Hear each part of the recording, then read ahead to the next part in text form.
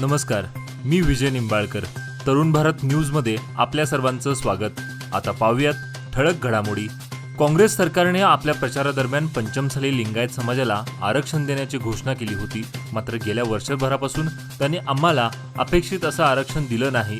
काँग्रेस सरकारच्या मावळ धोरणामुळे आमचा समाज भरडला जात आहे. यासाठी गुरुवार दिनांक 23 मे रोजी कारवार जिल्हा जोयडा तालुक्यातील उळवी येथे लिंगायत समाज समावेश आयोजन करण्यात येत असल्याचं कुडल संगम पीठाचे परमपूज्य श्री बसव मृत्युंजय स्वामीजींनी स्पष्ट केले. मंगळवारी महात्मा गांधी भवनमध्ये बोलवण्यात आलेल्या पत्रकार परिषदेत ते बोलत होते. लिंगायत समाजाप्रती काँग्रेस पक्ष मावळ वृत्ती दाखवत आहे. राज्यात काँग्रेस सरकारची 1 वर्ष पूर्ती झाली तरी अद्याप आमचा जिव्हाळ्याचा प्रश्न कधी सुटणार असा संभ्रम निर्माण झाला आहे. लवकरच आपण निर्णय घेतला नाही तर आपण उग्र आंदोलन छेडून लढण्याचा इशारा दिला आहे. कर्जफेडीला विलंब होत असल्याने एका महिलेने कर्जदार शेतकऱ्याच्या पत्नी आणि मुलाला नजरकैदेत ठेवल्याने शेतकऱ्याने विष प्राशन करून आत्महत्या केल्याची घटना हुक्केरी तालुक्यातील इस्लामपूर येथे घडली. राजू खोतगी असे आत्महत्या केलेल्या शेतकऱ्यांचं नाव आहे. भीषण दुष्काळामुळे पिकाचं नुकसान झाल्याने त्याच गावातील सिद्धव्वा नामक महिलेकडून 5 महिन्यापूर्वी त्याने 1.5 लाख रुपये कर्ज घेतले होते. त्या कर्जापोटी ती प्रति महिना 10% दराने व्याज घेत होती. मात्र 2 दिवसापूर्वी सिद्धव्वा या महिलेने एकाच वेळी उर्वरित शिल्लक असलेल्या कर्जाची रक्कम भरण्यास शेतकऱ्यास सांगितले. पण ते पैसे इतक्या कमी वेळेत भरणे शक्य नसल्याने पैसे मिळेपर्यंत त्या महिलेने त्या शेतकऱ्याच्या पत्नी आणि मुलाला 2 दिवस आपल्या घरी बंदिस्त करून ठेवले. शेतकऱ्याने पत्नी आणि मुलाची या नजरकैदेतून सुटका करण्यासाठी महिलेला वारंवार विनंती केली, परंतु तिने त्याची सुटका न केल्याने वैतागलेल्या त्या शेतकऱ्याने आत्महत्या केल्याची माहिती यमकरमर्डी पोलीस स्थानकाच्या वतीनं देण्यात आली आहे. भाजप सरकारच्या काळात कायदा आणि सुव्यवस्था बिघडली की काँग्रेस सरकारच्या काळात बिघडली याची माहिती मुख्यमंत्री सिद्धरामय्या यांनी दिली आहे, असे बेळगाव जिल्हा पालकमंत्री सतीश जारकिहोळी यांनी सांगितले. मंगळवारी काँग्रेस भवनमध्ये आयोजित पत्रकार परिषदेत ते बोलत होते. सरकारने आपला 1 वर्षाचा कार्यकाळ यशस्वीपणे पूर्ण केलाय. लोकसभा निवडणुकीनंतर मंत्रिमंडळ विस्तार होणार असल्याचं सिद्धरामय्या यांनी स्पष्ट केलं आहे. यापुढेही शेतकऱ्यांना नुकसान भरपाईची रक्कम दिली जाईल, असे ते म्हणाले. शहरातील भटक्या कुत्र्यांचा उपद्रव टाळण्यासाठी येत्या काही दिवसात अधिकाऱ्यांसोबत बैठक घेण्यात येणार आहे. महापालिका सफाई कर्मचाऱ्यांची थकबाकी भरण्यासाठी पालिका अधिकाऱ्यांची बैठक घेऊन चर्चा करण्यात येणार असल्याचं त्यांनी सांगितलं. यावेळी आमदार आसिफ सेठ, माजी मंत्री वीरकुमार पाटील, ग्रामीण जिल्हाध्यक्ष विनय नवलगट्टी आदी उपस्थित होते. शहर आणि परिसरातील धोकादायक झाडे आणि फांद्यांचा मुद्दा पावसाळ्याच्या तोंडावर ऐरणीवर आला आहे. वादळी पावसामुळे शहर आणि परिसरात अनेक ठिकाणी झाडे व फांद्या पडून नुकसान झालं आहे. तरीही शहराच्या अनेक मुख्य रस्त्यावरील धोकादायक फांद्या व झाडे हटवण्यासाठी दुर्लक्ष केलं आहे.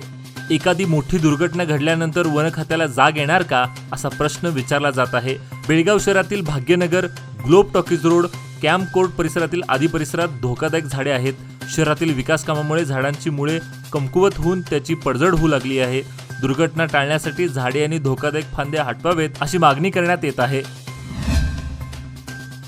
महिषासूर मर्दनीच्या आरतीच्या मंत्रघोषात देहभान हरपून जाणारे भक्त व लक्ष्मी माता की जयच्या घोषात तसेच असंख्य भाविकांच्या उपस्थितीत बाळेकुंद्री खुर्द येथील ग्रामदेवता लक्ष्मीदेवीचा 11वा वार्षिक उत्सव सोहळा मंगळवारी भक्तिपूर्ण वातावरणात साजरा झाला. सकाळी 7:30 वाजता देवीची विधिवत पूजा अर्चा करण्यात आली. त्यानंतर गावचे हक्कदारांच्या हस्ते देवीची ओटी भरण्याचा कार्यक्रम झाला. महिषासूर मर्दिनीची महाआरती गावातील असंख्य भाविकांच्या उपस्थितीत झाली. 10वीच्या मराठी विभागात प्रथम आलेल्या संपदा पाटील व कन्नड विभागात प्रथम आलेली कीर्ती बुरुड या विद्यार्थिनीचा बाळेकुंद्री खुर्द ग्रामपंचायत अध्यक्षा नम्रता प्रशांत जाधव, सदस्य रेणुका करविनकोप आदीच्या हस्ते सत्कार करण्यात आला. यावेळी दशरथ चौबारी, परशुराम चंदगडकर, प्रकाश कुलकर्णी, बाबू धैर्णी, कल्लाप्पा धैर्णी, भाऊ पाटील यासह भाविक उपस्थित होते. मारुती गल्ली मारुती मंदिर येथील प्राचीन श्री नरसिंह देवस्थानात श्री नरसिंह जयंती भक्तिभावाने साजरी करण्यात आली. सकाळी मंदिराचे ट्रस्टी प्रकाश अध्यापक आणि विलास अध्यापक यांच्या हस्ते रुद्राभिषेक करण्यात आला. अलंकार सेवा झाल्यावर नैवेद्य दाखवण्यात आला. महाआरती केल्यावर मंत्रपुष्पांजली झाली. यावेळी भक्तांना तीर्थप्रसादाचे वितरण करण्यात आले. पूजेचे पौराहित्य वेदशास्त्री संपन्न बाळू उर्फ नागेश देशपांडे यांनी केले. यावेळी संजू, निरंजन, महिप, आनंद अध्यापक, सुधीर मोरे आणि भक्त मंडळी उपस्थित होती. सर्वसामान्य नागरिकांना रोजगार उपलब्ध व्हावा या उद्देशाने सरकारमार्फत महात्मा गांधी राष्ट्रीय ग्रामीण रोजगार हमी योजना सुरू करण्यात आली। या योजनेअंतर्गत तालुक्यातील बहुतांश ग्रामपंचायत मार्फत महिला व पुरुषांना रोजगार उपलब्ध करून दिला जात आहे। मात्र तालुक्यातील पश्चिम भागातील मार्कंडेनगर ग्रामपंचायतच्या कार्यक्षेत्रातील काळेनट्टी हे गाव रोजगार हमी योजनेपासून वंचित होतं। याबाबत गेल्या अनेक वर्षांपासून महिलांनी ग्रामपंचायतकडे रोजगाराची मागणी केली होती।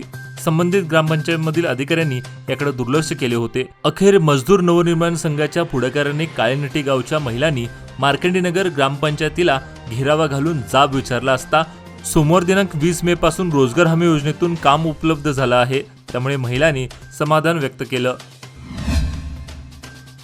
स्टार एअरलाइन्स कंपनीने येत्या 14 जून पासून बेळगाव ते सुरत आणि सुरत मार्गे बेळगाव ते किशनगड अजमेर ही आपली विमानांची उड्डाणे बंद करणार असल्याची घोषणा केली। त्यानुसार विमान कंपनीने सदर मार्गासाठी बुकिंग स्वीकारणे बंद केले आहे। डिसेंबर 2020 पासून उड्डाण योजनेअंतर्गत सुरू असलेली रद्द करण्यात येणार आहे। ही सेवा 14 जून पासून स्थगित होणार आहे। त्यामुळे तिकीट बुकिंग थांबवण्यात आले आहे। भीमगड अभयारण्यात परवानगीविना प्रवेश करणाऱ्यांची संख्या वाढली आहे। मात्र अशा परवानगीविना येणाऱ्या पर्यटकांच्या जीवाला धोका आहे। बारामही पडणाऱ्या धबधब्यावर मौजमस्ती करण्यासाठी तरुणांची संख्या वाढू लागली आहे। मात्र हीच हौस जीवावर बेतण्याची शक्यता आहे। बेळगाव येथील काही तरुण विनापरवाना जंगलात उतरले होते। यांना वन खात्याच्या अधिकाऱ्यांनी माघारी धाडले। शिवाय विनापरवाना जंगलात उतरण्यावर कारवाईचा बडगा उगारला जाईल असा इशारा देखील वन खात्याने दिला आहे।